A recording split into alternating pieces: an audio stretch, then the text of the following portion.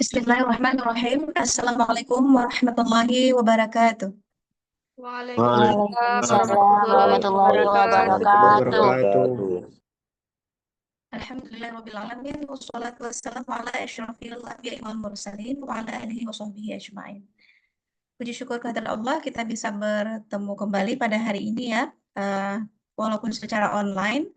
Dalam pertemuan kedua dengan saya di mata kuliah perpindahan panas, dengan topik yang akan kita diskusikan adalah tentang hukum perpindahan panas radiasi. Sebelumnya mari sama-sama kita membaca doa ya sesuai dengan keyakinan kita masing-masing supaya proses pembelajaran yang kita laksanakan kiranya menambahkan pengetahuan kita, meningkatkan pemahaman kita dan ya menambahkan kompetensi kita ya sebagai ilmuwan di masa depan. Bismillahirrahmanirrahim. Rabbi zidni ilman warzuqni fahman. Amin. Oke. Yang pertama kita lihat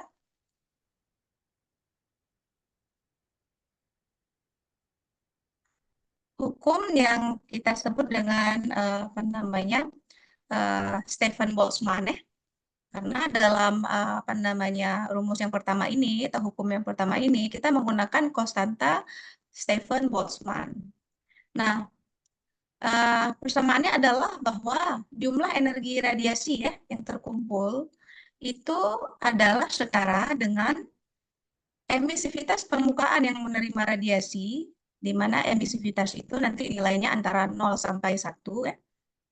1 itu kalau dia 100% ya dapat menyerap daripada radiasi. Kemudian dikali dengan Boltzmann.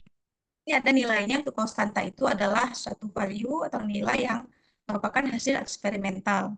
Di sini anak-anak bisa lihat ada dua nilai yaitu 5,67 kali 10 pangkat minus 8 apabila kita menggunakan satuan internasional SI, watt per meter kuadrat Kelvin pangkat 4 ya.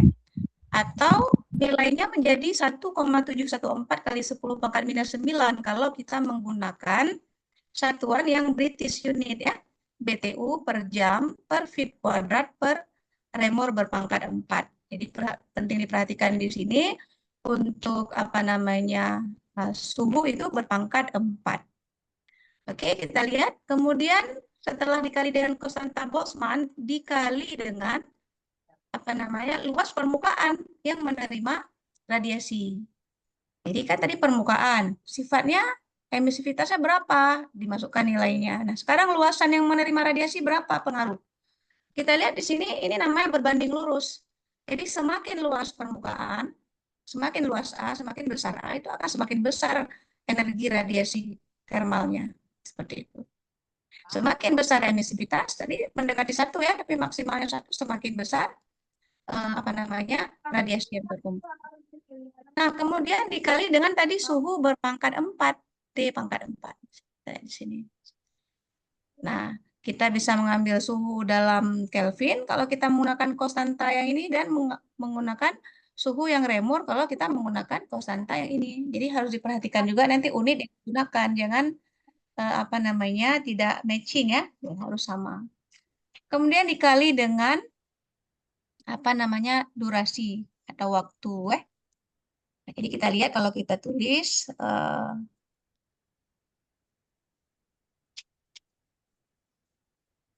bisa kita tulis di sini warna kuning ya. Kita tulis emisivitas nggak ada satuan ya. Boltzmann ini kan tadi kalau kita pakai yang dalam SI ya, berarti dia watt per meter kuadrat ya. Meter Hari kuadrat. Rabu yang bukan. Hari Rabu apa namanya? Dan teknik ya di Jiraya.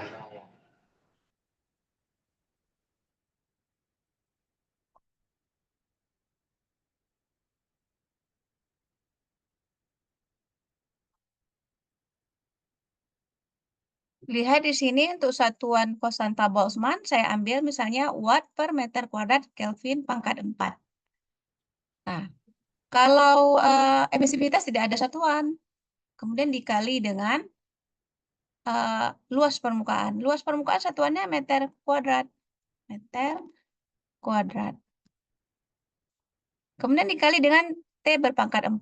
Otomatis kalau kita pakai tadi konstantanya ini, tentu kita harus pakai suhunya juga nanti dalam apa namanya Kelvin ya. Di Kelvin pangkat 4. Kemudian dikali dengan detik ya. T. Detik. Detik. Nah, cara lihat di sini bahwa ini bisa kita cancel atau habis meter kuadrat, ke berpangkat 4 juga habis, sehingga yang tinggal adalah satuannya watt detik. Atau biasa kan kita konversi detik ini ke jam menjadi watt jam, sama dengan kalau kita rubah nanti ya watt jam. Nah, biasa kalau di listrik WH ya, kilowatt jam. Nah, satuannya dia. Nah, satuan energi ya. Itu kira-kira. Nah, nanti begitu juga kalau kita menggunakan yang sistem British ya. Sama dia sifatnya. Oke, itulah hukum perpindahan panas yang pertama, bahwa total energi radiasi thermal ya, itu setara dengan nilai emisivitas dikali konstanta Boltzmann dikali luas permukaan dikali dengan suhu permukaan berpangkat 4 dan kita kalikan dengan durasi lamanya apa namanya satu permukaan terekspos terhadap radiasi matahari. Begitu misalnya tidak ada matahari ya, langsung tidak ada Q-nya. Tidak ada misalnya istilahnya T-nya 0 ya, berarti Q-nya 0 kira-kira gitu. Jadi dia fungsi waktu. Oke, kita lanjut. Radiasi matahari itu kalau kita mau lihat pembagiannya itu adalah terdiri dari 40% infrared ya, 50% visible light atau cahaya tampak, dan 10% yang lainnya. Itulah komposisi daripada radiasi matahari. Dan kemudian pernah Ibu diskusikan juga minggu lalu tentang bahwa setiap benda yang panas ya, hot object. Setiap benda yang panas itu akan emit radiasi ya, akan menyerap ataupun memancarkan radiasi. Emit ini menyerap atau memancarkan atau menyerap radiasi ya, memancarkan atau menyerap, antara dua aja,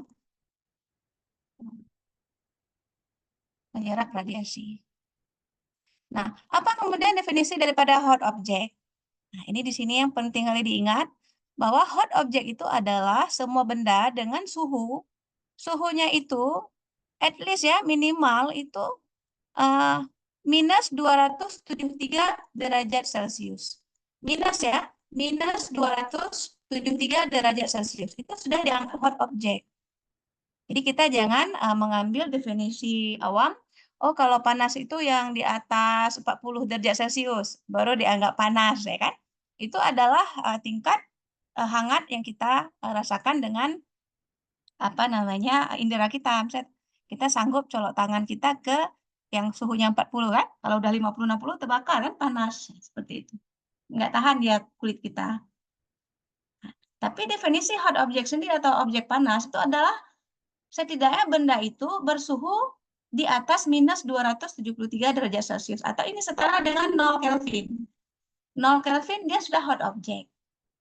Kecuali minus 2 Kelvin ya, itu tidak include ke hot object. Kira-kira seperti itu. Nah, ini menarik menambahkan pengetahuan kita bahwa hot object adalah semua benda dengan suhu permukaannya at least atau minimal minus 273 derajat Celcius, dan dia akan bersifat menyerap atau memancarkan satu energi secara radiasi ya. Seperti itu. Nah, kemudian ada monokromatik. Monokromatik sesuai dengan katanya mono artinya satu. Itu adalah maksudnya satu spektrum ya, bagian dari cahaya yang memiliki satu panjang gelombang atau satu frekuensi saja. Jadi kalau kita misalnya tadi menerima radiasi matahari, komposisinya itu kan 40% infrared, 50% cahaya tampak, dan 10% sisa yang lain. Artinya dia mengeluarkan bermacam-macam satu set spektrum radiasi matahari. Nah, monokromatik adalah nanti hasil saringan daripada radiasi itu dengan dapat mengambil satu panjang gelombang saja atau satu frekuensi saja. Nah, jadi dia bagian hasil saringan dari radiasi elektromagnetik bisa kita bilang. Nah, kemudian salah satunya kita memahami bahwa perbedaan panjang gelombang atau frekuensi tadi salah satunya dibedakan dengan perbedaan warna-warna. Nah, maka satu monokromatik nanti akan mempunyai satu warna murni karena dia kan sudah disaring atau satu komponen spektrum saja ya. Satu warna murni. Ingat ke warna pelangi misalnya, kan banyak tuh warnanya. Nah, kenapa nampak sama kita berbeda warna? Karena spektrumnya itu sudah filter, tersaring sehingga dia punya perbedaan panjang gelombang sehingga kita nampaklah kepada kita dia mengalami proses yang menguraikan panjang gelombang dia. Itulah yang menimbulkan efek warna yang nampak kita lihat. Nah, sebagai contoh dari monokromatik ini adalah misalnya laser ya, laser merah dengan lambda atau panjang gelombang itu pada 632,8 nanometer. Nah, kemudian ada juga lampu natrium tekanan rendah. Nah, itu punya lambda setara dengan 589 nanometer. Ini anak-anak bisa lihat bahwa apabila kita punya satu spektrum dengan mengenali lambda tertentu ya atau frekuensi tertentu, maka dia sudah menjadi monokromatik tadi.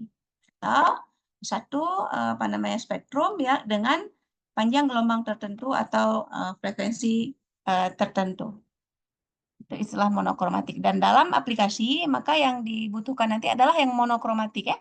Seperti misalnya kita melakukan foto ronsen kan, kita sakit, kita berobat perlu di ronsen. Nah, di teknologi ronsen, maka dia menggunakan monokromatik. X-ray ya. X-ray dengan dia radiasi kan, dengan lambda tertentu sehingga nanti coba cek lambdanya berapa kalau X-ray. Nah, kita bisa mendapatkan manfaat, mendapatkan foto bagaimana organ dalam kita seperti itu. Nah, setelah hukum Stefan Boltzmann tadi tentang radiasi termal ya, harus diingat ya. Q sama dengan emisivitas kali konstan Boltzmann ya, dikali dengan A ya, dikali dengan T berpangkat 4 ya, terus dikali dengan durasi. Hukum kedua kita lihat adalah hukum Planck. Apa hukum Planck? Hukum Planck adalah kelanjutan setelah kemudian kita bisa melakukan filterisasi ya, bahwa radiasi yang datang dengan kombinasi spektrum ya, itu bisa difilter sehingga kita bisa menggunakan salah satunya yang disebut tadi dengan monokromatik seperti laser kan tadi atau X-ray ya. Maka kemudian kita dengan hukum Planck bisa menghitung daya pancar monokromatik benda hitam pada suhu tertentu ya, pada suhu T. Nah, bagaimana persamaan dari Planck? E atau daya pancar, B ini adalah benda hitam ya, dari black body ya. Black body. Nah, lambda panjang tertentu. E benda daya pancar monokromatik ya. Benda hitam pada lambda tertentu ya. Itulah maksud dengan monokromatik pada lambda tertentu. Itu sama dengan C1 dibagi lambda berpangkat 5 dikali E ya. Kemudian E-nya ini berpangkat dengan C2 per lambda T kurang 1. Jadi ini nanti hati-hati ya, tulisannya E, dia berpangkat C2 per lambda T. Nah, ini dikurang 1. Jadi, kayak penulisannya. Nah, C1 sendiri ada konstanta di sini. Dan dia selalu ada 2, mau kita pakai unit yang mana ya. Kemudian C2 juga ada nilainya. Jadi kita harus perhatikan nanti jangan ketukar pakai. Misalnya 1,1870 kita pakai dengan 14. Nggak boleh kan? Karena ini BTU, ininya dalam SI. Itu harus diperhatikan ya. Itu saja. Jadi kita lihat di sini bahwa daya pancar ya. Daya pancar monokromatik benda hitam pada suhu T itu adalah konstanta 1 ya, C1 dibagi dengan lambda berpangkat 5 dikali E C2 berpangkat C2 per lambda T kurang 1. Nah, ini tidak repot juga. Kita nanti gunakan Excel untuk menghitungnya ya. Di mana pada Excel nanti anak-anak bisa tes bahwa menghitung E C2 berpangkat lambda T, nanti tinggal buat kolom C2 ya. Ada misalnya kolom ini C2, terus buat lambda, buat T, buat juga C1 ya. Di Excel buat aja kayak gini. Di Excel. Nah, dia kan ketahuan nanti ini selnya sel berapa misalnya kan. Ini taruh nilainya taruh. Nanti kita tinggal pakai rumus E berpangkat ini sebagai sama dengan EXP. EXP dalam kurung. Jadi kita buat nanti sel lambda kali T dulu, kemudian sel C2 per lambda kali T sama dengan kemudian sel XP dari C2 per lambda T tadi, C2 per lambda T. Udah dapat nilainya. EXP dari C2 per lambda T. Oke, seperti itu. Nanti kalau sempat Ibu kasih contohnya. Nah, ini pokoknya diingat dulu, hukum kedua ada hukum Planck. Setelah hukum pertama, itu adalah Stefan Boltzmann ya. Jadi menarik di kasus pindah panas radiasi, kita harus paham bagaimana menghitung total radiasi, energi radiasi yang diterima ya. Kita pakai tadi rumus yang ada konstanta Stefan Boltzmann. Kemudian kita juga bisa menghitung bagaimana daya pancar monokromatik dari benda hitam menggunakan hukum Planck. Itu sudah ada 2 ya, hukum perpindahan panasnya. Nah, ini juga ada Ibu tunjukkan di minggu lalu, merupakan hasil penelitian ya, dengan variasi panjang gelombang di sini Anda lihat. Ini panjang gelombang di sumbu X ya, kan panjang gelombang. Kemarin semakin panjang ya. Kemudian di sini intensitas radiasinya, di sumbu Y-nya intensitas radiasi. Ini kayak intensitas radiasi ya. Kemudian apa yang bisa kita lihat di sini? Perbedaan suhu ya. Perbedaan suhu memberikan perbedaan nilai intensitas radiasi. Kita mulai dari suhu 3000 Kelvin di sini. Ini bisa Anda lihat bahwa intensitas radiasi dimulai dari sini, ya. Kemudian setelah mencapai maksimum di sini, menuju minimum lagi. Nah, jadi kurva radiasi itu ada kondisi optimumnya. Bisa kita bilang saya optimumnya di sini ya, di sini sampai di sini. Jadi pada lambda ini aja dia optimum. Sementara lebih kecil panjang gelombangnya dari lambda ataupun lebih sangat besar lagi, itu intensitas radiasi akan mendekati 0. Jadi ada kondisi optimum. Nah, ini adalah lambda maksimum. Di sini titiknya lambda maksimum. Ini ya, kita tulis dengan lambda maksimum. Tertingginya ya. Lambda yang menghasilkan intensitas tertinggi disebut dengan lambda maksimum. Ya. Lambda max adalah lambda di mana posisi kita bisa menghasilkan intensitas tertinggi pada suhu itu. Lalu dites lagi eksperimen, dinaikkan suhunya menjadi 4000 Kelvin. Kita lihat apa yang terjadi. Terjadi pergeseran. pergeseran lambda max menjadi di sini sekarang. Oke, bisa kita lihat ya. Pertama, kita lihat dengan meningkatkan suhu, kita bisa menghasilkan intensitas radiasi yang lebih banyak. Karena tadi grafik intensitas radiasi pada suhu 4000 lebih luas daripada grafik intensitas radiasi pada suhu 3000 Kelvin. Seperti itu kan terjadi kenaikan. Nah, lambda max juga seperti itu. Ini lambda max posisi ini. Nah, kemudian dilakukan lagi uji, dinaikkan lagi suhunya ke 5000 Kelvin. Nah, apa yang bisa kita lihat? Sama tadi trennya, semakin tinggi suhu, semakin lebih tinggi intensitas radiasinya yang kita peroleh dan terjadi peningkatan lambda max. Nah, selain peningkatan lambda max, yang kita lihat adalah pergeseran lambda max. Kalau itu kan, kalau yang waktu 3000 kan di sini. Begitu 4000 bergeser kembali, bergeser ke arah kiri. Begitu 5000 lebih bergeser lagi ke arah kiri. Terjadi pergeseran dan waktu 6000 Kelvin bergeser lagi ke kiri bergeser. Nah, itu juga satu fenomena yang nampak dalam grafik ini.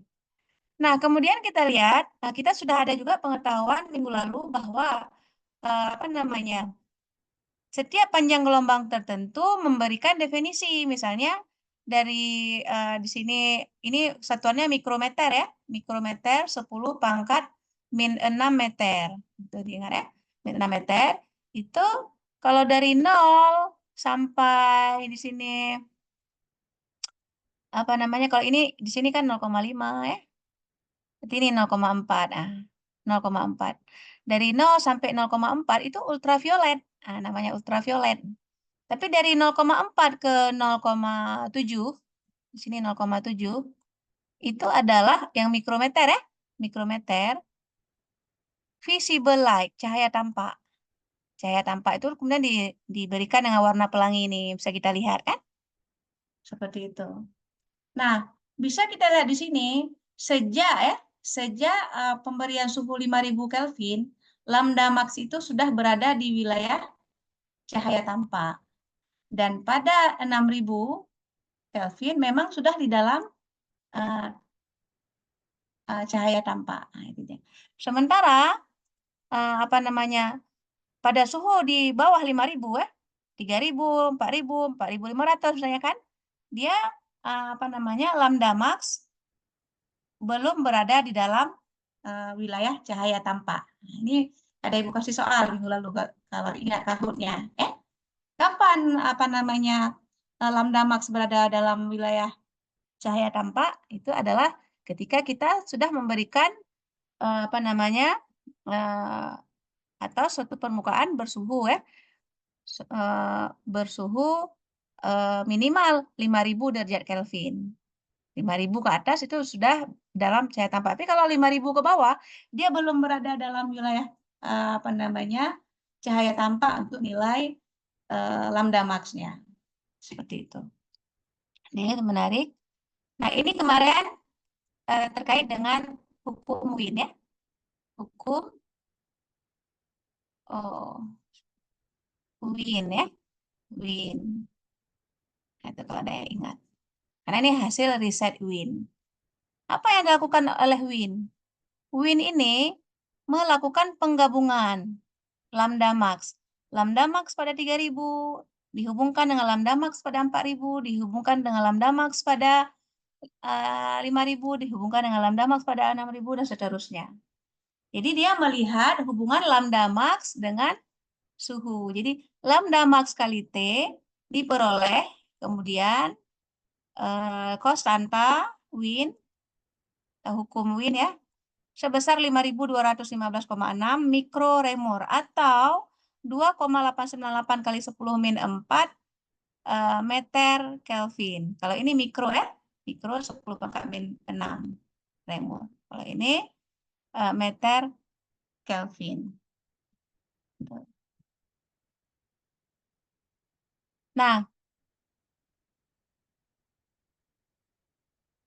perhatikan kembali bagaimana seorang Wien bisa menemukan konstanta Wien dari hasil eksperimennya. Dan kemudian dia menganalisis hubungan lambda max kali T. Dalam hubungan lambda max dengan berbagai suhu yang berbeda. Jadi kita lihat hukum Wien itu menyatakan tentang hubungan antara suhu benda hitam dan panjang gelombang maksimum dari radiasi yang dipancarkannya. Di mana kita lihat tadi semakin panas satu benda, semakin pendek panjang gelombang radiasi maksimum yang dipancarkan, sehingga warnanya bergeser ke arah spektrum biru. Nah ini dia. Ya, semakin panas satu benda, semakin pendek ya lambda max. Kenapa kita bilang semakin pendek lambda max? Karena kan lambda max-nya bergeser ke kiri. Bergeser ke kiri kan mendekati nol, berarti memendek. Ya. Nah, tapi intensitas radiasinya meningkat. Jadi kan peningkatan suhu meningkatkan intensitas radiasi, tapi memendekkan lambda max. Saya kira ya, dari hukum Wien. Nah, mudah-mudahan dengan menganalisis hukum Stefan Boltzmann, hukum Planck, ya, kemudian hukum Wien, ya kita juga meningkatkan kemampuan kita menganalisis sesuatu ya. Nah, ke depan boleh jadi mahasiswa Ibu menemukan lagi hukum-hukum yang lain. Seperti itu harapannya. Nah, coba kita lihat sekarang bagaimana kalau kita gabungkan nih hukum Planck dengan Wien. Bisa dapat hukum baru juga ketika kita bisa menggabungkan hukum orang yang satu dengan orang yang lain. Seperti itu ya. Jadi kadang-kadang kita mendapatkan hukum baru dengan melakukan sebuah eksperimen. Kadang-kadang kita mendapatkan satu kesimpulan baru dengan menggabungkan hukum A dan B. Ini juga menarik ya.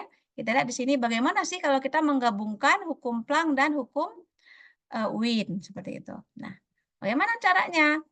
Tadi kita punya hukum Planck bahwa EB lambda ya.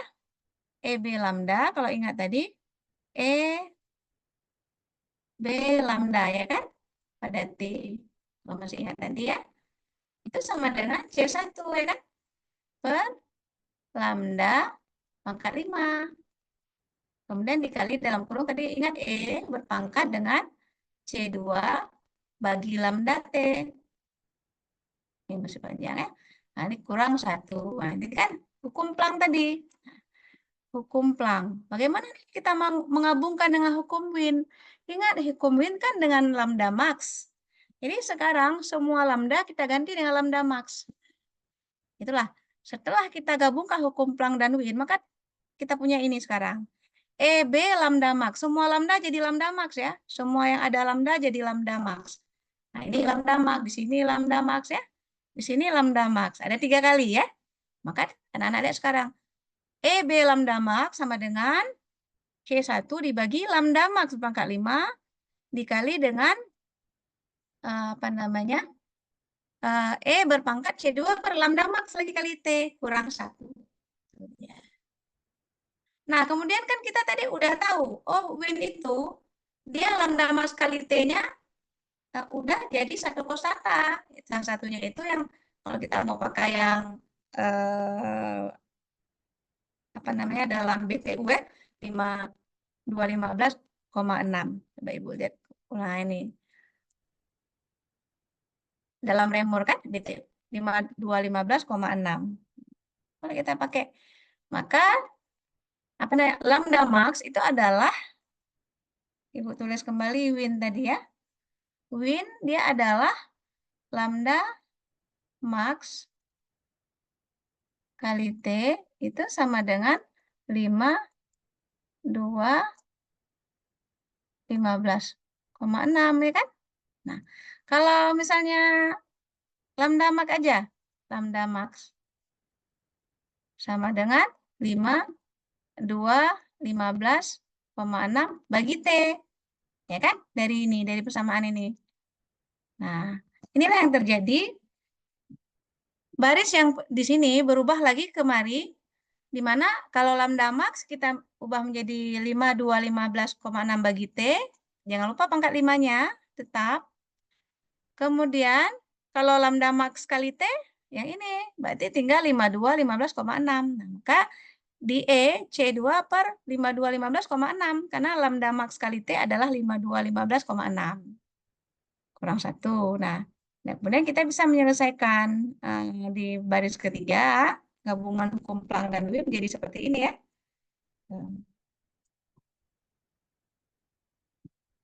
T, T berpangkat 5 ya. Ini lihat T berpangkat 5. Posisi T, ini kan A dibagi dengan B per C. Itu kan sama dengan A kali C per B. Nah, ini statusnya dia naik ke atas. T pangkat 5 naik ke atas. Jadi di sini dia. Jadi C1 T pangkat 5 per 52 15,6 berpangkat 5 ya. Dikali E eksponen dari C2 per 52 15,6 kurang 1. Jadi dengan menggabungkan hukum Planck dan Wien kita dapatkan lagi satu apa namanya analisis yang keren ya. Nah, kita lanjutkan lagi. Akhirnya kita bisa mendapatkan bahwa daya pancar benda hitam pada lambda max adalah 2,161 kali 10 pangkat min 13. Kalau pakai British, tapi ada kali T pangkat 5-nya ya, jangan lupa. Ini juga kali T pangkat 5. Kalau pakai SI, 12,87 kali 10 pangkat min 6. Ini kita selesaikan yang ini tadi ya. Nah, kita dapatkan. Nah, kalau apa namanya,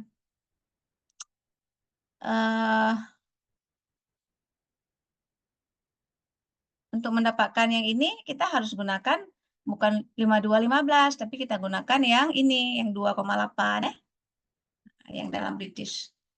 Nah, kita akan dapatkan 2. Gabungan hukum Planck dan Wien. Nah, Ibu sangat rekomendasikan nanti pada coba aja pakai Excel. Keluar nggak nih nilai ini dengan memasukkan sendiri apa namanya konstanta Wien yang kita tahu ya. Silahkan kalau ada yang mau ditanyakan.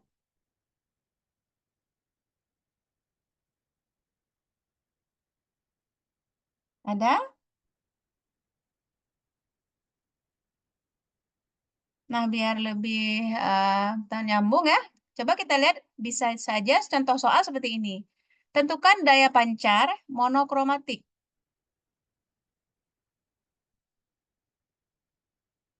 Tentukan daya pancar monokromatik ya. Sebuah partikel wolfram dan bersuhu 2000 Fahrenheit pada panjang gelombang di mana daya pancar tersebut maksimum dan pada panjang gelombang 5 mikron. Nah, berarti kita ketahui ya, suhu dulu, suhu 2000 Fahrenheit. Kita rubah ke Reaumur, bahwa Reaumur adalah Fahrenheit ditambah 460, jadi 2460. Jadi kita apa namanya dalam belajar butuh ilmu-ilmu dasar. Misalnya di sini, Reaumur adalah sama dengan Fahrenheit ditambah dengan 460. Nah, ini harus disimpan ilmunya. Sekarang dipakai gitu. Kenapa? Karena nggak bisa dalam Fahrenheit penyelesaiannya. Kalau nggak dalam Reaumur, dia dalam Kelvin. Ya. Kalau kita pakai BTU Reaumur, kalau kita pakai SI Kelvin. Itu harus jadi dasar. Ilmu dasar. Atau background ya. Itu masing-masing dicoba nih ditambah. Oh, saya belajar ini, berarti saya butuh ilmu apa pendukungnya. Seperti itu ya. Nah, 2000 derajat Fahrenheit itu sama dengan 2460 Reaumur pakai rumus yang ini ya. Kemudian apa yang ditanya? Yang ditanya adalah tadi daya pancar monokromatik, berarti EB lambda. Yang pertama pada maksimum kan? Pada panjang gelombang maksimum berarti EB lambda max. Kemudian satu lagi pada panjang gelombang 5 mikron. Gitu, berapa? Jadi maka kita apa namanya? Bisa mencoba ya. Discard. Ini. Ibu ada buat di kelas sebelumnya ya. Kita gunakan Excel. Jadi kita buka Excel.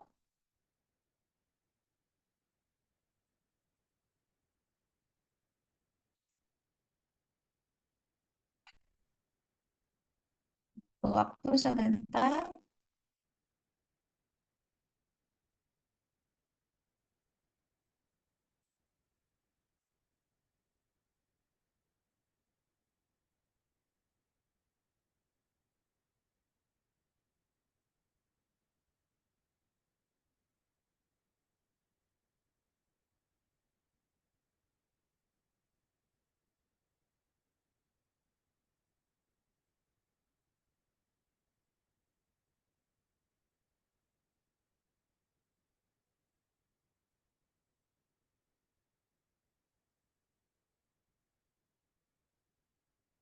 Nah, ini udah terbuka deh ya.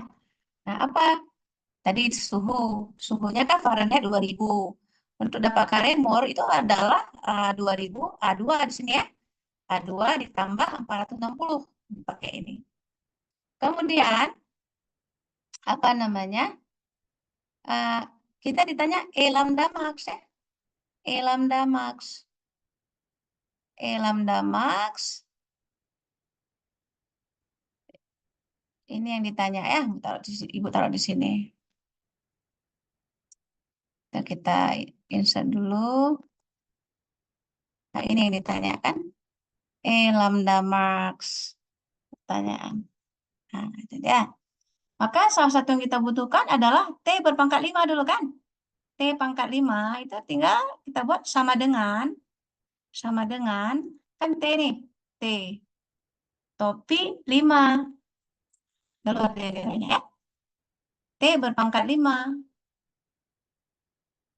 Kemudian apa namanya? C1. C1 kita masukkan.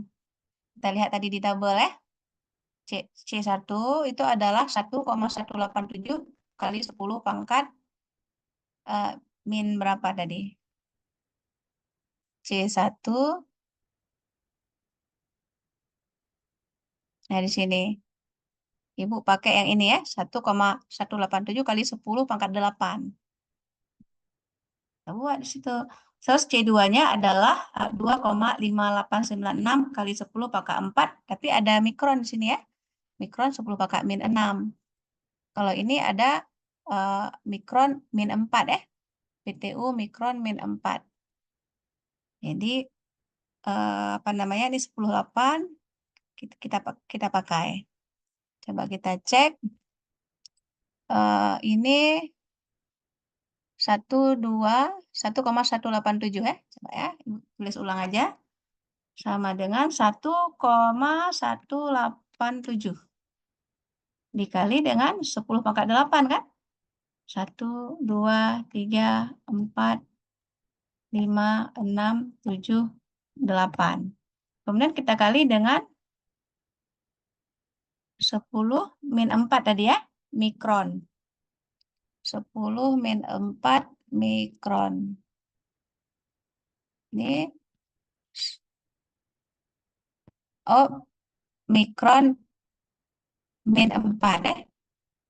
Mikron min 4. Ini 10 pangkat min 6 min 4. Bagaimana kalau kita tulis 10 pangkat min 6 dikali min 4. Berarti 10 min 24 ya. Tes dibagi dengan 10 min 24 ya. 1, 2, 3, 4, 5, 6, 7, 8, 9, 10. 11, 12, 13, 14, 15, 16, 17, 18, 19, 20, 21, 22, 23, 24. Tes dulu ya. Nah, ini dia keluar. Kemudian C2. C2 2,5896 kan kali 10 pangkat 4. Habis itu mikron ya. Mikron. 10 min 6 ya. 10 min 6 tapi tidak ada apa namanya nggak dibagi dia ya. Nah, kalau ini tadi kita bagi karena minus pangkatnya.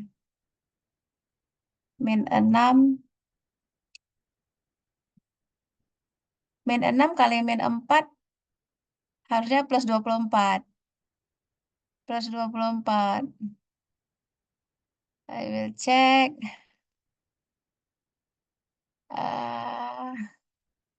Plus 24. Terlalu besar ya kalau bukan dibagi, dikali. Oke. Coba tes saja dulu, plus 32. Nah, di sini tadi dia 10 pangkat min 6. 10 pangkat 4 dengan min 6. Ini 10 pangkat 4, 10.000. Kemudian dibagi dengan, ini udah benar ya. Nah, 2,5896 kali 10.000 bagi 1 juta. Oke, boleh lihat sekarang lambda. Lambda, apa namanya? Yang 5 mikron ya. 5 bagi 10 pangkat min 6. 5 mikron. 5 ya kali 10 pangkat min 6. Berarti sama dengan bagi 10 pangkat 6 ya. Kemudian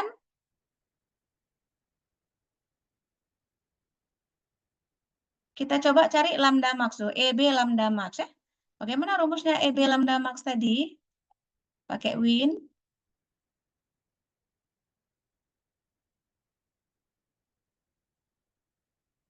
Nah, EB lambda max kita pakai ini. Nah, EB lambda max itu adalah kita tes ini pakai BTU 2161 kali 10 pakai min 13 ya. Kali T pangkat 5. Coba. EB lambda max 2,161 kali 10 min 13. Sama dengan 2,161 kali 10 min 13. Sama dengan bagi apa namanya 10 pangkat 13 ya. 1, 2, 3, 4, 5, 6, 7, 8, 9, 10, 11, 12, 13. Nih. Kemudian kita kali dengan T pangkat 5 tadi kan. T pangkat 5 udah ada ini. Berarti ini dikali dengan T pangkat 5. Sama dengan ini dikali dengan T pangkat 5. Dapatlah kita di sini 19.468. Nah, ini E lambda max-nya. Nah, hasilnya. Nah, kasih warna ini. Nah, bagaimana dengan EB lambda yang 5 mikron? Ini kan di sini udah Ibu kasih jawaban. Nah, EB lambda max adalah 19.468 BTU. Bagaimana EB lambda 5 mikron? Jadi kita bisa lanjutkan. Oh, kalau lambda 5 mikron, kemudian ada lambda kali T kan? Lambda kali T, kita kali dengan T tadi di B, A4 kan? A4 kali lambda.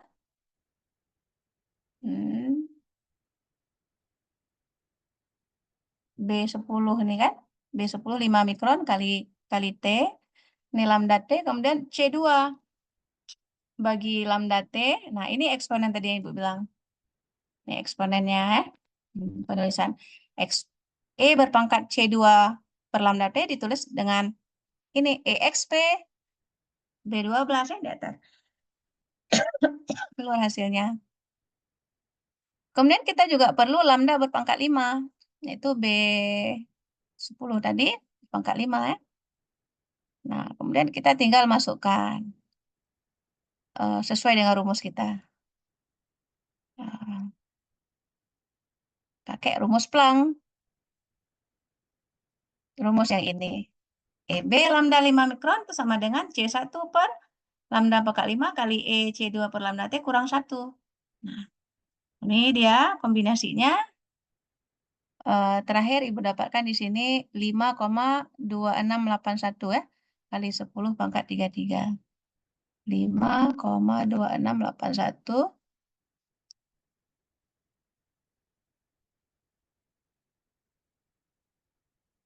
ya kali 10 pangkat 33. Seperti itu.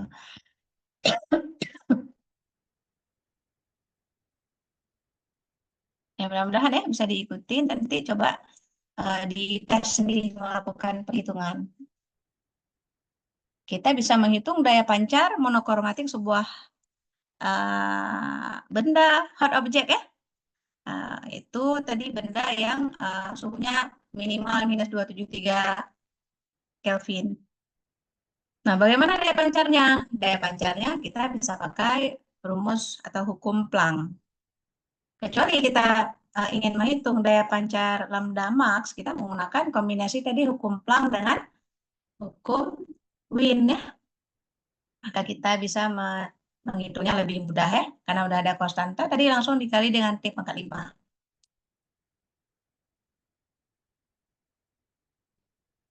Nah, kemudian di buku-buku nanti akan bisa ditemukan rasio daya pancar monokromatik satu benda hitam terhadap daya pancar maksimumnya.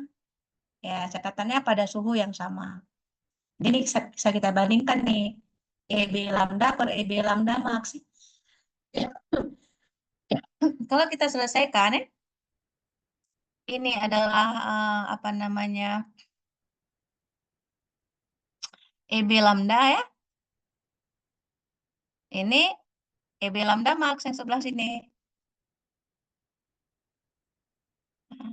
Ini yang EB lambda ya. Terus yang satu lagi EB lambda max. Nah, sekarang kita bisa bandingkan dia, dapatlah rasio. Ini namanya rasio lah, perbandingan ya. Rasio. Nah, dengan sudah ada nilai-nilainya. Masukkan konstanta Wien nih, konstanta Wien tadi. Seperti itu. Nah, kita bisa melihat bentuk integral ya.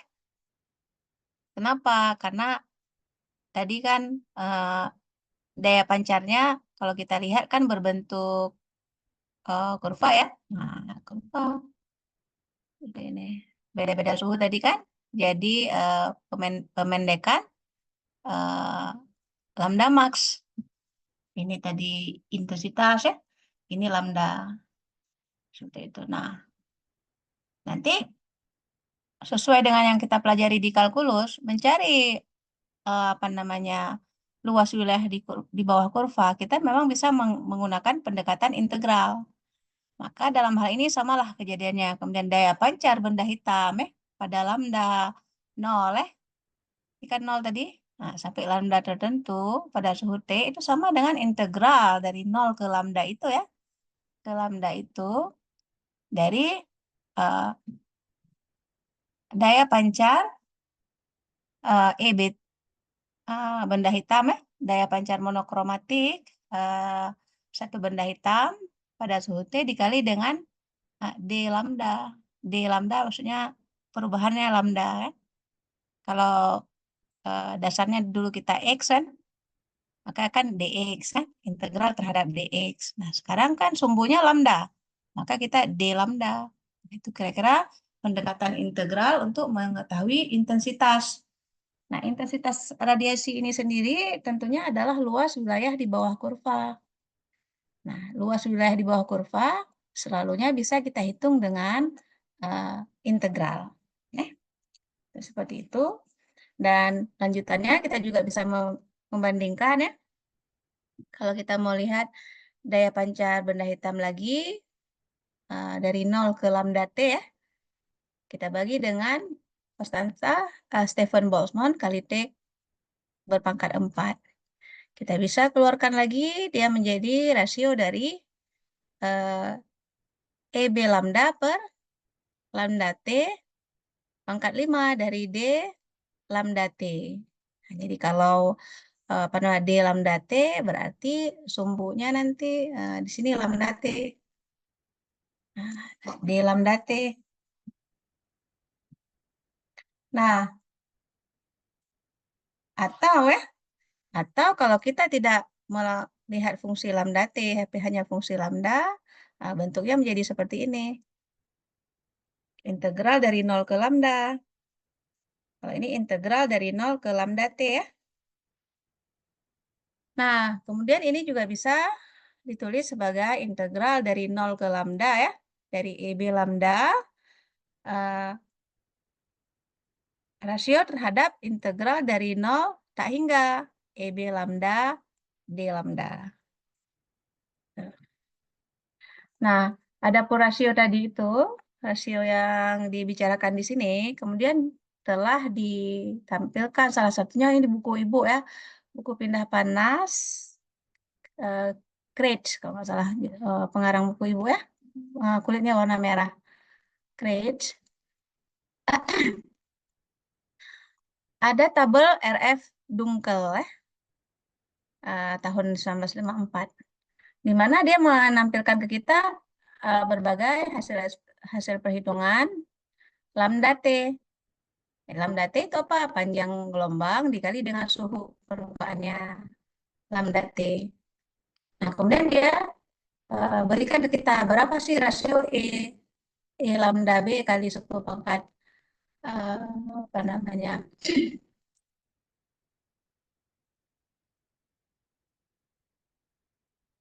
Ibu nggak jelas ya.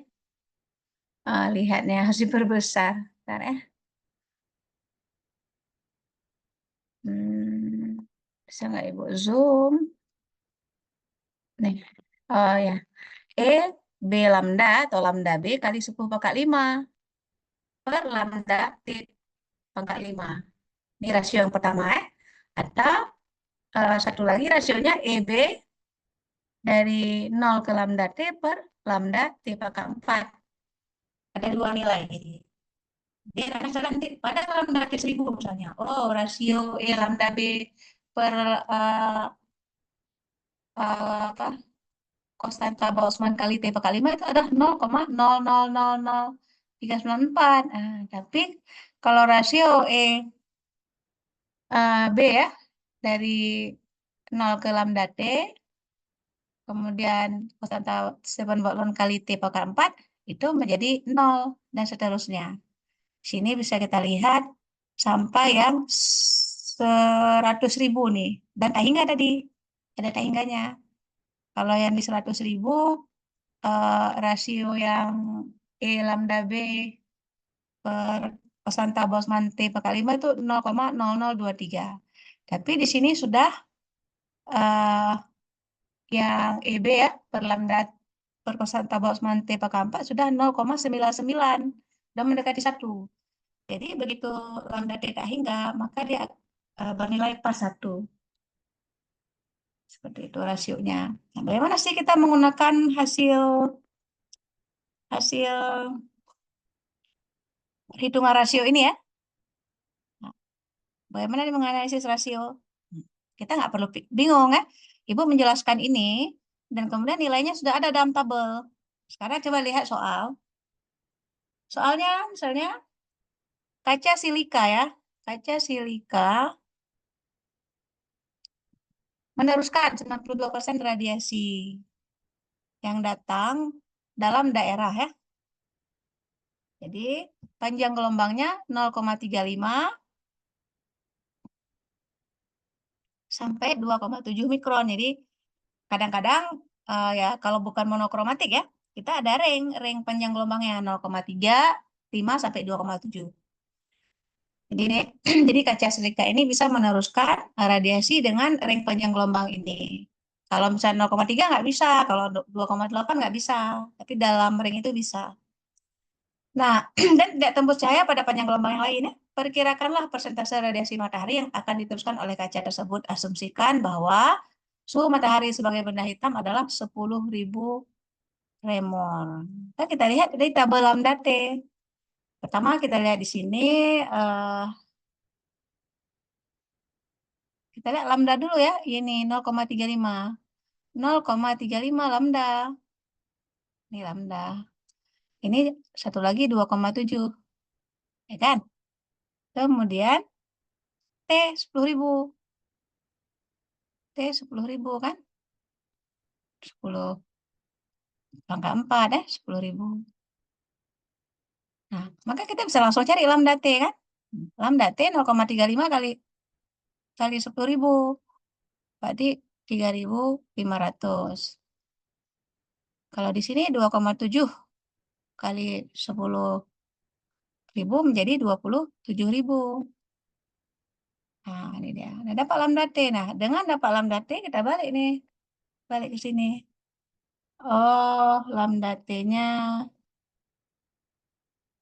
3.500 tadi kan. Nah, di sini 3.500. Berapa ya? Berapa rasionya? Di sini rasio EB lambda ke lambda T itu adalah 0, kita bilanglah 0,6. 0,06.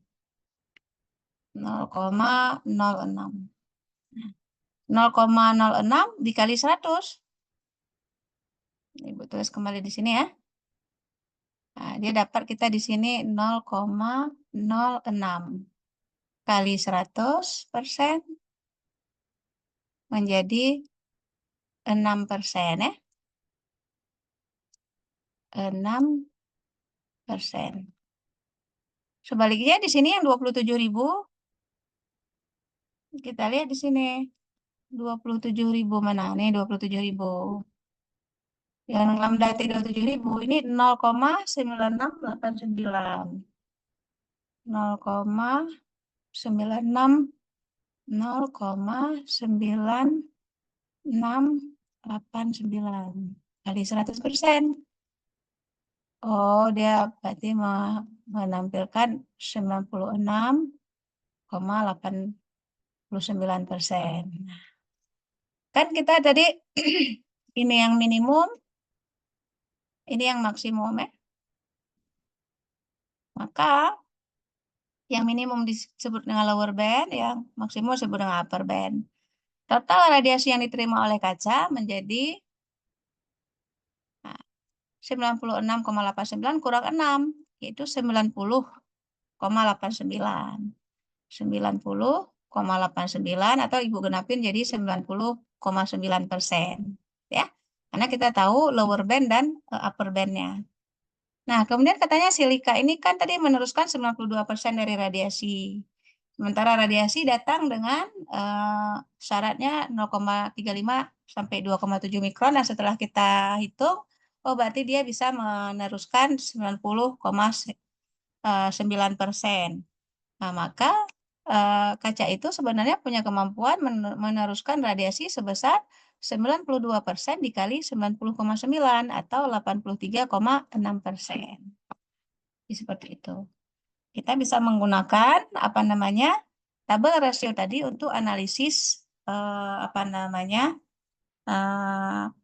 pindah panas radiasi. Nah, pada berbagai materi dengan kriteria tertentu. Nah, kita akan perlukan nanti, misalnya kita merancang alat pengering, oh kita merancang greenhouse, Nah, kita tentu kemudian dapat mempertimbangkan sifat-sifat daripada bahan yang kita gunakan, dan kita bisa menganalisis misalnya perpindahan panas radiasinya. Seperti itu.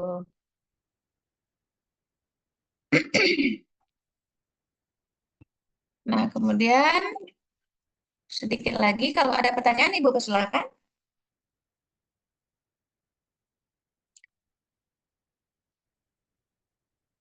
Sampai di sini ada yang mau ditanyakan?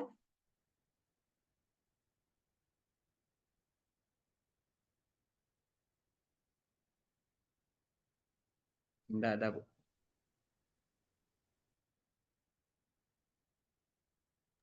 Enggak ada, Bu.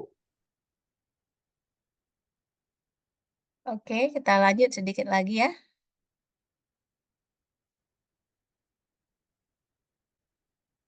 Atau Ibu tanya dulu ya. Karena nggak ada pertanyaan Ibu yang tanya.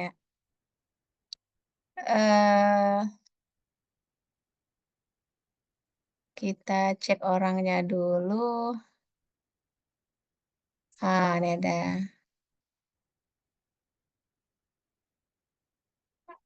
Ibu tanya,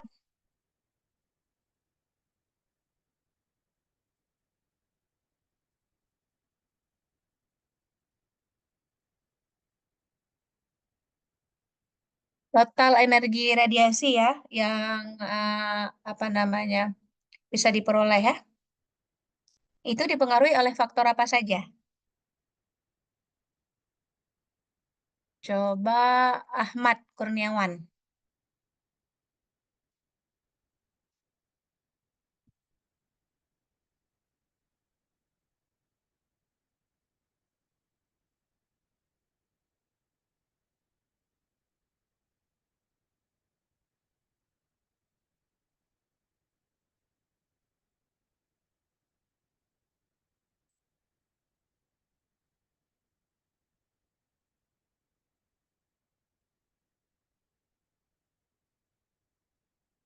Silakan ada?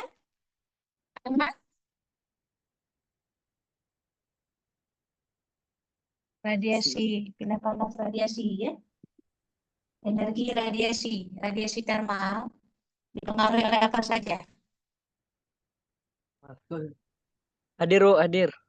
Ya, coba eh, Ahmad jawab. Nilai Ki radiasi dipengaruhi oleh apa saja?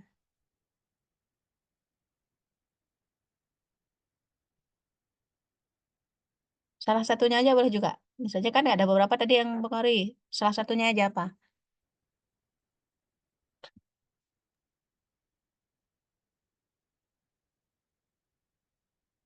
Aina, Aina Tunzila. Di, dipengaruhi oleh suhu, Bu. Suhu, Suhu apa? suhu benda yang paling berpengaruh. Ya, tapi harus kita sebut suhu permukaan. Maka nanti kalau kita eksperimen yang kita ukur suhu permukaannya, ya, Ya, suhu Bu. permukaannya. Kan nanti dia Hmm, kalau suhu itu misalnya dia ada ketebalan kan, beda nanti suhu di dalam bagian dalam dengan suhu di permukaannya, suhu permukaan ya. iya, Bu. Betul. Salah satunya suhu permukaan. Coba Aina, apalagi selain suhu permukaan tadi yang mempengaruhi radiasi, energi radiasi.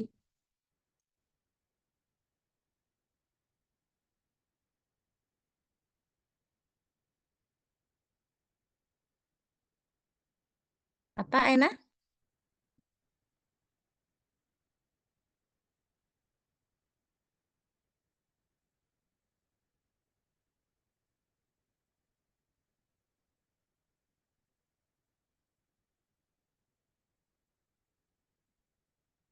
Ada orang? Ada orang? Ki tadi kan sama dengan kata kawan barusan suhu. Apa lagi faktor yang mempengaruhinya selain suhu? Ki radiasi. Silakan kawan-kawan lain yang tahu jawaban. Izin menjawab Ibu, Q itu dipengaruhi sama emisivitas, konstanta Stefan Boltzmann, luas permukaan, suhu absolut benda dalam K, dan waktu. Ini siapa nih? Mafira ya? Ya, Bu. Ya, betul. Jadi emisivitas dulu, makanya Ibu gak tulis tadi ya. Karena tadi dibilang suhu dulu, makanya kita tulis suhu dulu. Barusan ditambah sama Mafira kan emisivitas. Ada konstanta Boltzmann kan. Ada apa tadi? Luas permukaan kan. Kita tulis nih. Terus ada satu lagi durasi. Durasi dia terkena radiasi. Nah inilah. Jadi kalau rumus yang aslinya kan ini dulu mulai ya. E, boleh nggak berurut. Misalnya kita tadi mau nggak teringat. Nah, baru kali T. Nah, ini rumus tadi ya. Jadi rumus itu atau hukum itu adalah mengandung definisi dan ini harus kita mengerti. Ya, Eh, coba Ibu tes tanya ya. Lagi Afif. Afif, ada Afif? Ada, Bu. Nah, coba perhatikan rumus yang ini. Rumus yang lagi sudah Ibu tulis nih ya. Coba diperhatikan. Apabila ya, apabila luas permukaannya itu eh, semakin besar, radiasinya semakin besar atau semakin kecil?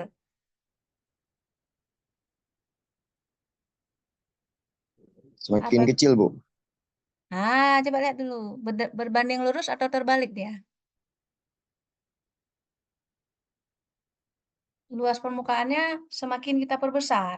Q-nya semakin besar atau kecil?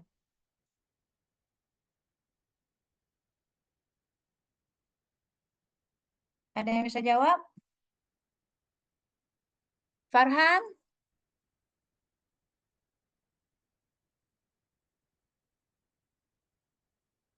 Azizi? Azizi, apa jawabannya?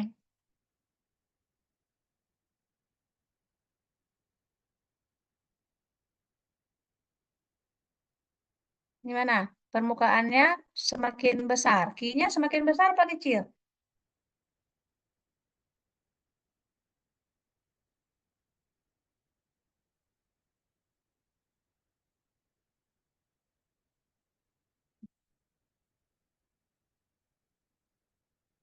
Ayo, silakan siapa yang bisa? Izin Makin Ibu, besar, Bu. Semakin semakin besar, besar Bu. ya Bu. Nah, siapa nih yang jawab? Semakin luas permukaan radiasinya, semakin luas permukaan, radiasinya semakin besar Ibu. Naura ya, yang jawab ya. Iya. Oke, good. Dia kan berbanding lurus, maka dia akan semakin besar. Kecuali dia berbanding terbalik. Misalnya, berbanding terbalik apa misalnya? Kalau berbanding terbalik, misalnya gini, apa?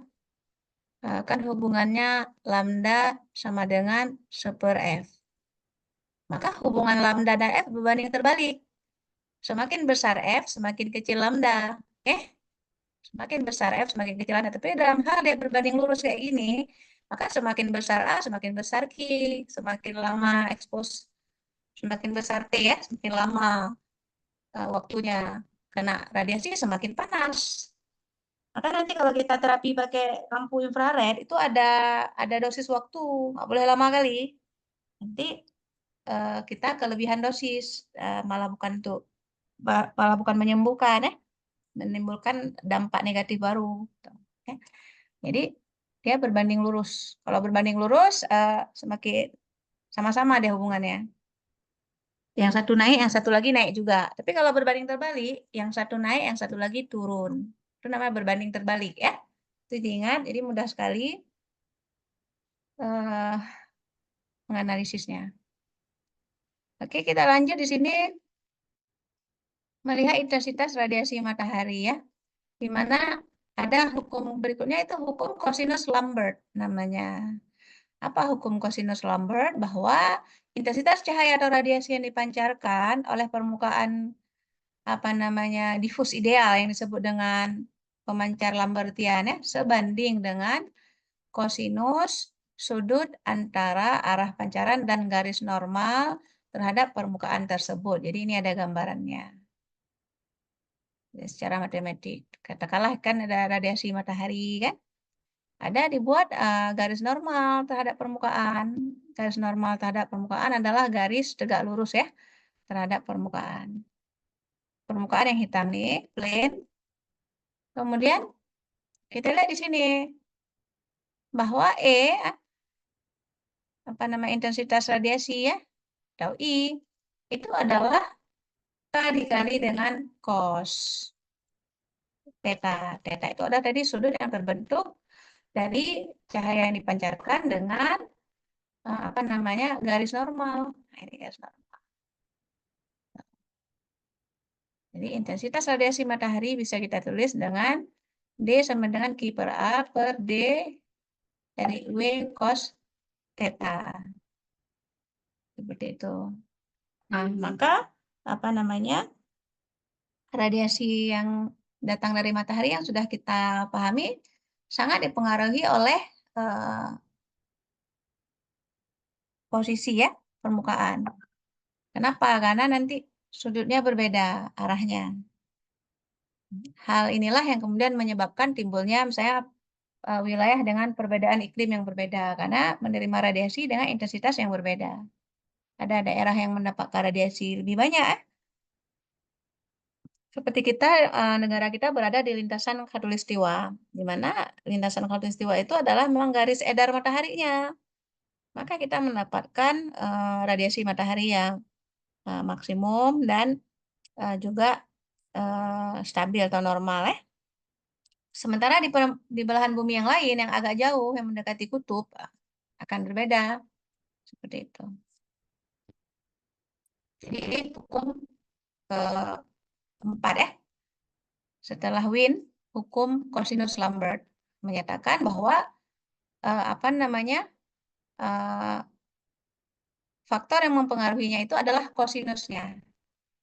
Kosinus arah datang cahaya tadi terhadap garis normal. Garis normal itu apa? Garis yang kita taruh tegak lurus terhadap permukaan ya. Seperti itu.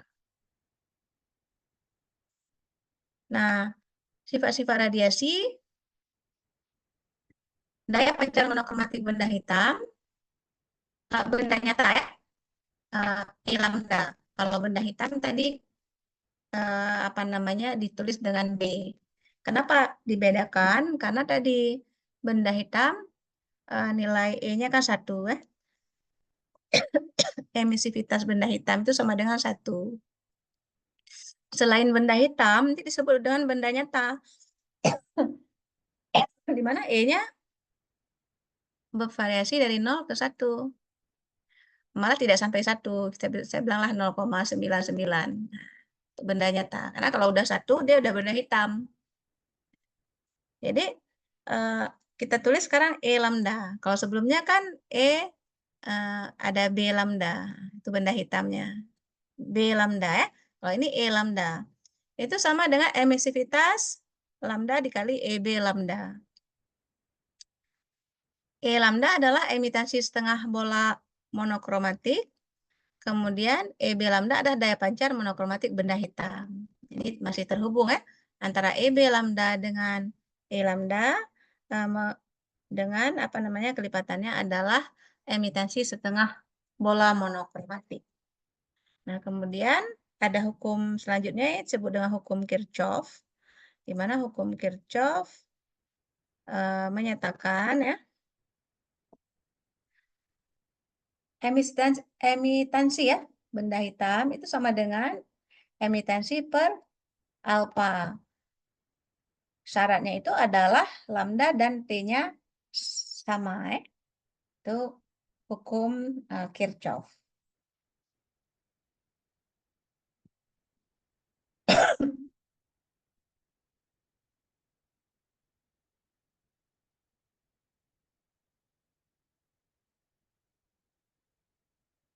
Nah, kemudian ada lagi terkait dengan sifat-sifat radiasi ya.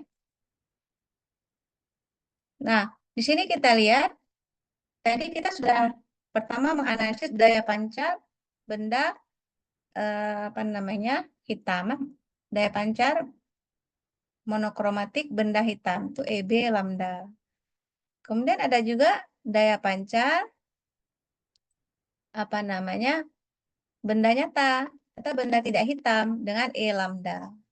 Kemudian kita ada juga satu lagi daya pancar benda kelabu pakai EG, grey ya. Kelabu ini adalah grey. Nah, gitu. Bagaimana daya pancarnya benda kelabu? Nah, EG emitansi grey itu adalah 0,6. Kalau tadi E kan dari 0 sampai 1. Nah, 1 itu untuk benda hitam, black body. Ya kan? Black body. Nah, 0,6 itu untuk benda grey. Di tengah-tengahnya ya, 0,6, 60% ya. Untuk benda putih, lawan hitam tuh 0, dia mendekati 0. 0 nanti benda putih. Nah, dia sifatnya nggak nyerap, dia malah memantulkan benda putih, menyerap radiasi. Yang menyerap radiasi yang hitam tadi, karena E-nya udah 1. Menyerap 100%. Nah, jadi ingat EG-nya adalah 0,6. Nah, kita lihat di sini konstanta Boltzmann dan suhu permukaan juga tadi. Ini yang berpengaruh. Gitu ya. Daya pancarnya dipengaruhi oleh konstanta Boltzmann, suhu permukaan, dan emitansi daripada benda tadi ya. Dan dalam hal dia EG, maka emitansinya ada sebesar 0,6. Nah, kita lihat di sini selalunya radiasi yang datang itu akan terpecah kan? Radiasi datang terpecah. Ada yang diteruskan, ada yang diserap ya. Ada yang diserap, dan ada yang dipantulkan kembali. Nah, inilah dia. Ini dipantulkan kembali, reflektansi, kemudian ini diserap, absorbansi, dan ini diteruskan, transmissivity. Nah, di mana kalau kita lihat reflektansi ditambah absorbansi ditambah dengan transmissivity sama dengan 1. Totalnya 100%. Totalnya sama dengan 100%. Harusnya nggak ada yang hilang ya. Hukum kekekalan energi Yang datang sama dengan yang diterima. Itu sifat-sifat radiasi. Jadi mungkin itulah beberapa yang bisa kita diskusikan hari ini tentang hukum perpindahan panas radiasi. Coba dilihat-lihat kembali, difikirkan ya, direnungkan. Dan kalau ada kesulitan bisa bertanya ke Ibu di dalam grup juga. Dan ini sangat menarik karena nanti kita bisa melakukan analisis yang lebih mendalam dan mungkin juga mengarah ke penelitian kalian ya. Bagaimana kita memanfaatkanlah ilmu kita tentang energi radiasi sehingga kita bisa terapkan misalnya dalam teknologi pengeringan hasil pertanian atau diterapkan di dalam merancang greenhouse untuk budidaya tanaman ya. Dan banyak lagi mungkin kita bisa lakukan apa namanya penelitian terkait harapannya penelitian anak-anak itu kan memang mengarah ke peningkatan teknologi pertanian atau istilah kita mekanisasi pertanian. Kalau bisa memodernkan kan pertanian. Seperti itu. Nah, ini ada tugas juga dari Ibu, tapi nanti kita fixkan lagi di e-learning ya. Nah, ini mungkin Ibu ganti nanti tugasnya. Kita coba latihan soal yang tadi saja. Ini tugas tahun lalu, jelaskan faktor bentuk geometrik radiasi ya. Karena tadi radiasi sangat terpengaruh oleh sudut datang atau arah datangnya tadi. Karena sesuai dengan hukum cosinus Lambert ya. Oke, baik. Dari Ibu ini saja. Sekali lagi kalau ada pertanyaan. Bagaimana perasaan mengikuti kelas online setelah lama nggak online ya? Pernah online kalian? Pernah Zoom meeting kuliahnya? Sekali-sekali, Bu. Oh, pernah juga ya. Pernah sekali-sekali, Bu. Waktu COVID kalian belum ya? Belum kuliah ya? Belum. Belum, Bu. Kita angkatan 24. Masih SMP, Bu. Oh gitu ya. Karena waktu yang kakak-kakak COVID itu kita hampir tiap hari Zoom. Baik, ini karena apa namanya? Mungkin kalau nggak ada musibah yang beberapa hari yang lalu, kita Zoom juga karena udah pada pulang kampung ya, mau Lebaran Idul Adha.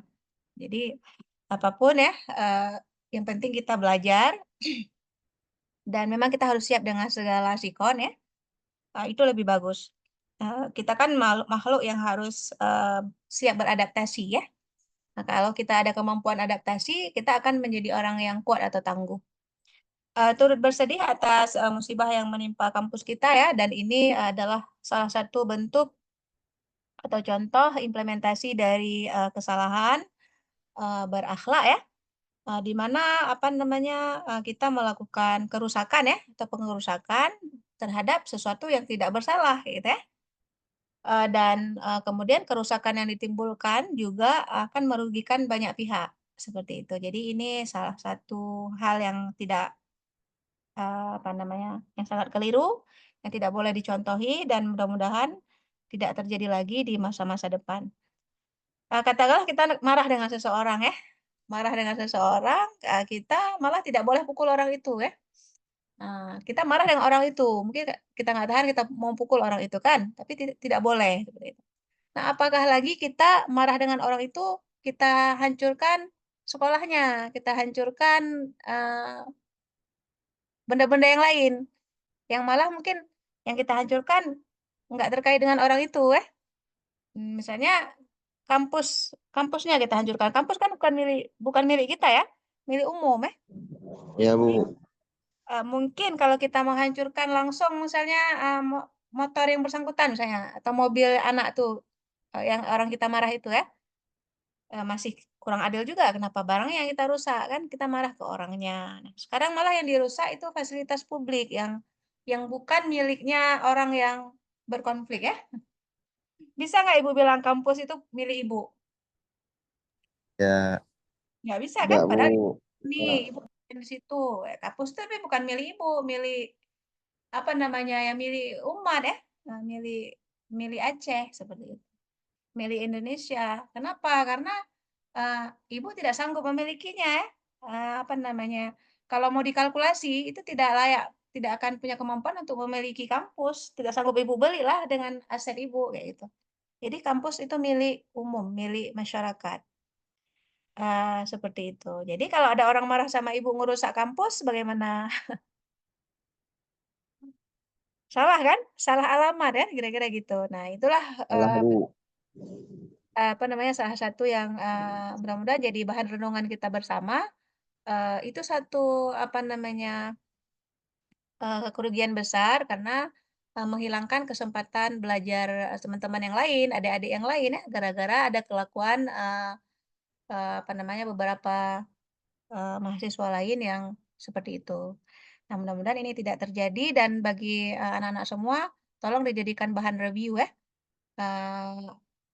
supaya kita tidak menjadi orang-orang yang seperti itu. Nah, dosa itu memang apa namanya kasihan sekali ya kalau kita melakukan dosa yang apa namanya menyebabkan kerugian untuk publik ya.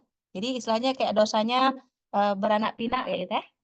Jadi udah dosa merusakkan barang kemarin, mungkin juga ada melukai orang, tambah lagi sekarang dosa menyebabkan orang-orang lain tidak bisa belajar.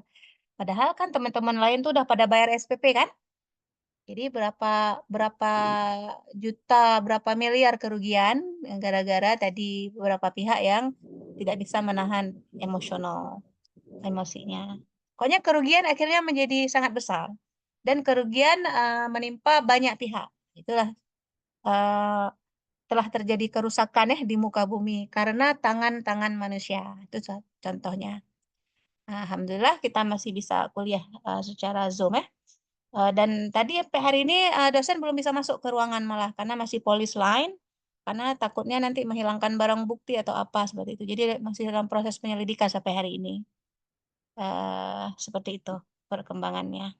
Jadi kita doakan semua semoga keadaan membaik yang sudah berbuat kesalahan menyesalinya dan tidak akan mengulanginya lagi dan kita juga jangan sampai melakukan kesalahan yang sama di masa depan. Maka harus banyak-banyak tuh belajar bukan sains aja yang perlu kita pelajari, kita juga perlu belajar akhlak ya dan sangat selaras dengan belajar agama. Semua agama kan mengajarkan kebaikan. Jadi baru kita bisa jadi orang yang berakhlak kalau kita punya pengetahuan tentang agama. Seperti itu, baik anak-anak, Ibu Padai di sini mudah-mudahan ada manfaat dan Ibu juga rekam nih ya. Mudah-mudahan kita bisa juga upload di YouTube, jadi kalian bisa nonton ulang materinya. Dan saya harap semuanya rajin belajar, apapun keadaan kita ya, sehingga tidak menambah kerugian lagi ya. Jangan asik diliburin, kampusnya lagi apa namanya rusak diliburin malah merasa senang. Harusnya merasa sedih semua karena sudah bayar SPP, jadi kerugiannya bagaimana kalau nggak kuliah. Semoga kita masih bisa atasi salah satunya dengan pelaksanaan kuliah secara online. Lebih dan kurang Ibu mohon maaf. Mohon maaf lahir batin juga. Ini mau lebaran ya. Semoga semuanya dapat daging kurban ya. Kita ketemu lagi insya Allah pasca Hari Raya Idul Adha ya. Billahi taufiq wal hidayah. Assalamualaikum warahmatullahi wabarakatuh. Waalaikumsalam warahmatullahi wabarakatuh. Gitu, Ma. Ya.